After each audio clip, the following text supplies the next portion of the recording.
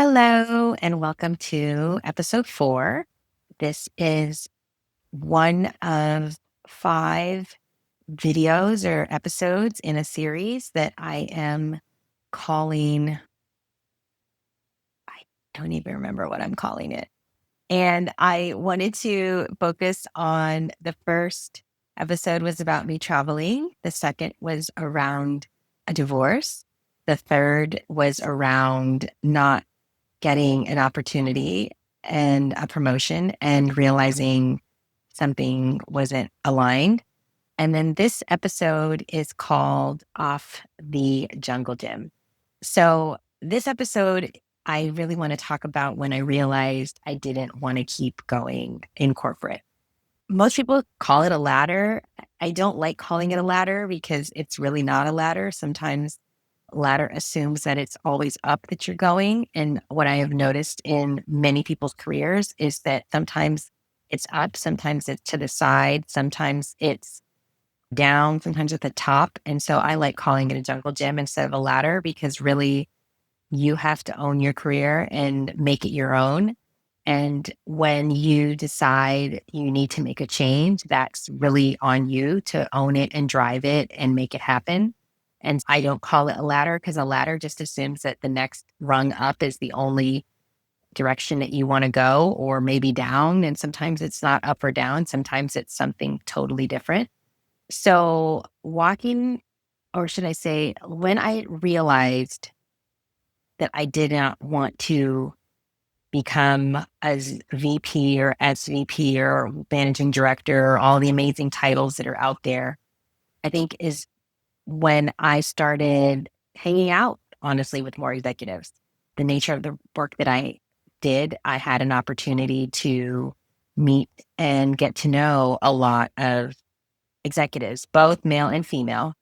And what I noticed is the life that they had and the things that they prided themselves on were not things that were important to me or just things that I felt were going to be worth going through all of the things that you have to go through in order to be somebody. Keep in mind, if you listen to episode 3, you hear about what it takes to get a promotion and who you have to be.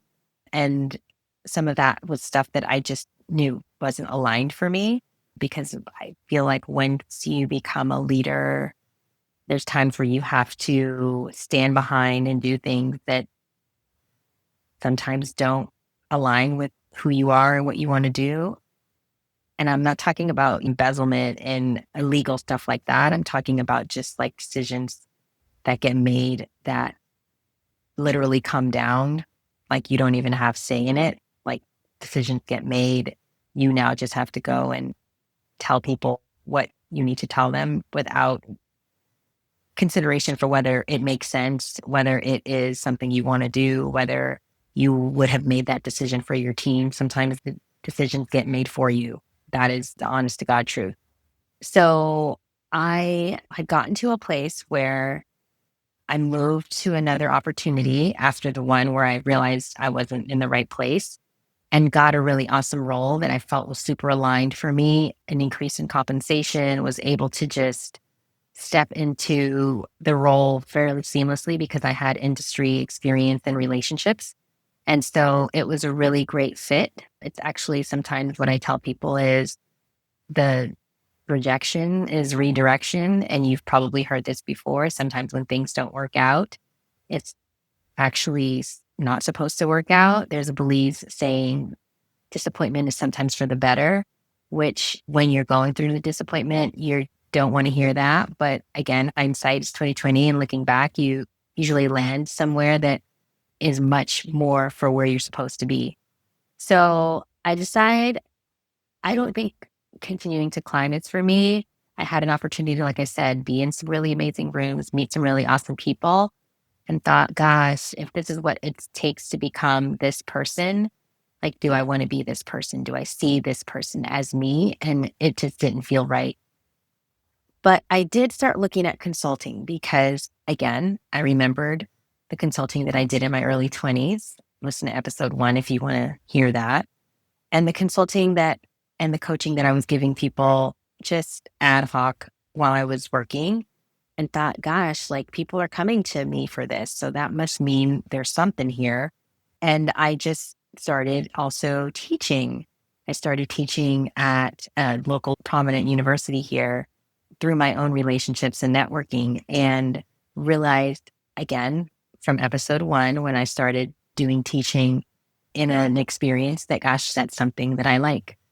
So I thought, how do I cobble together this life of the things that I like? Because I'm not going to find it inside this organization, at least not the way it's currently set up. It's just not looking like that is what it's going to be. And so told a friend, and I told this friend, hey, I'm interested in consulting. Like, I don't even know what that means. And she like randomly ran into somebody in her co-working space and then connected me to that person. And then I started doing consulting with two other friends during a time when consulting was hot, especially for DEI and a whole lot of other areas within HR and culture work and learning and stuff like that. And so having an opportunity to have those two experiences, all while I was still working, mind you, were enough for me to say, gosh, this might be my thing here. I feel like there's something here for me.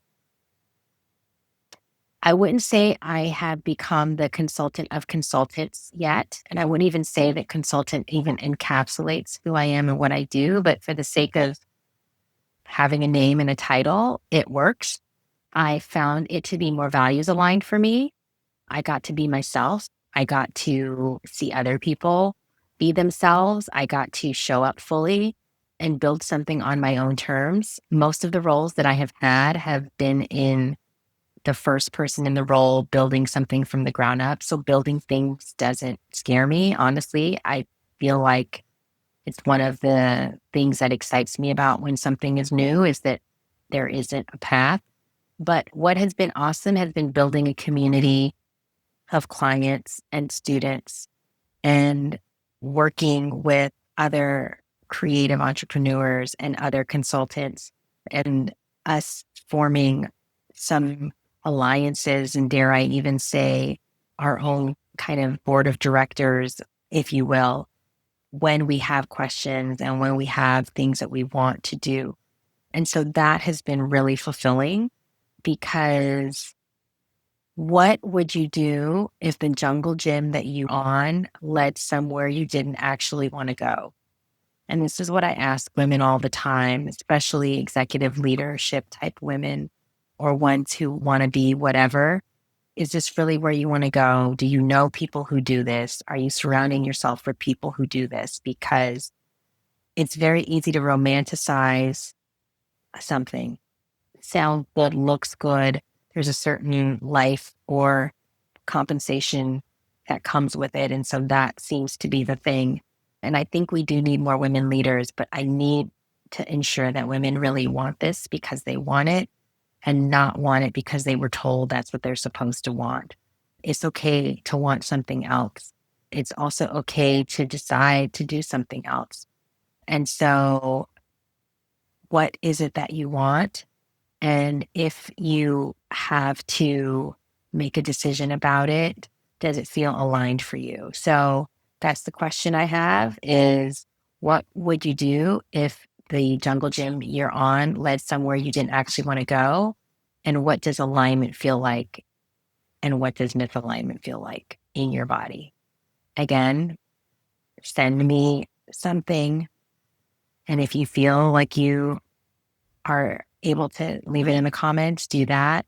But this episode is really for the women who are just realizing that they may want to do things on their own terms and it may not be looking like what's in front of you. And that might be the hardest part of the leap, is figuring out what works and what you need to do, especially when you feel as though you've worked so hard to get there. I've heard from a variety of some of the women that I've coached is, well, I got here, like, how could I not want it? You can change your mind whenever you want. That's the beauty of like life, is the ability to change your mind. and changing your perspective and making a new decision. And if you're beating yourself up about that, my hope is that you will look at these questions and feel as though there's another way to approach this other than beating yourself up. Thank you for listening. And this is the 4th episode before the last one. Thank you so much. Talk to you later. Bye.